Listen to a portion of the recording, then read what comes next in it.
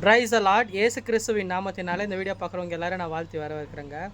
ஒரு சின்ன டெஸ்டிமோனியன் படிக்கலாம் வாங்க. நான் ஒரு விஷயத்துக்காக நான் உங்கள்கிட்ட ப்ரேயர் பண்ண சொன்னேன்ல, அது நடந்துடுச்சு. கர்த்தருக்கு ஸ்தோத்திரம் உண்டாகட்டும். நம்ம ஃபாலோவர்ஸ் ஒருத்தர் ஜெபிக்க சொன்னாருங்க. நான் அவருக்காக ஜெபிச்சு ஒரு வீடியோ பண்ணி போட்டுட்டு இருந்தேன். அதனால் அவர் மெசேஜ் பண்ணியிருக்கிறார் பாருங்கள். என்னன்ட்டுனாக்கா, அவர் எந்த விஷயத்துக்கோசரம் ஜெபிச்சாரோ அந்த விஷயம் நடந்துகிட்ருக்கு. கர்த்தருக்கு ஸ்தோத்திரம் உண்டாகட்டுங்க. கர்த்தர் நேற்றும் இன்றும் என்றும் மாறாதவர். கர்த்தர் வாக்கு மாறாதவர். கர்த்தர் கண்டிப்பாக அற்புதத்தை செய்வாருங்க. அந்த விசுவாசம் இல்லாமல் இருக்கிற சூழ்நிலை இருந்தாலும் சரி, பிசாசானவன் எப்படி தெரியுமா, நம்மக்கிட்ட எப்போவுமே விசுவாசத்தை குறைக்கிறத பார்க்குவான். ஆனால் நம்ம ஜெபிச்சுட்டே இருக்கணும், கர்த்தருடைய வார்த்தையை கேட்டுகிட்டே இருக்கணும். கண்டிப்பாக அற்புதம் நடக்கும்.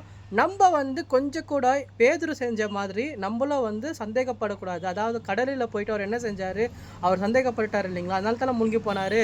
நம்ம சந்தேகப்படக்கூடாது. சந்தேகப்பட்டுட்டா நம்மளுடைய வாழ்க்கையில் இல்லாத பிரச்சனை கூட வரும்.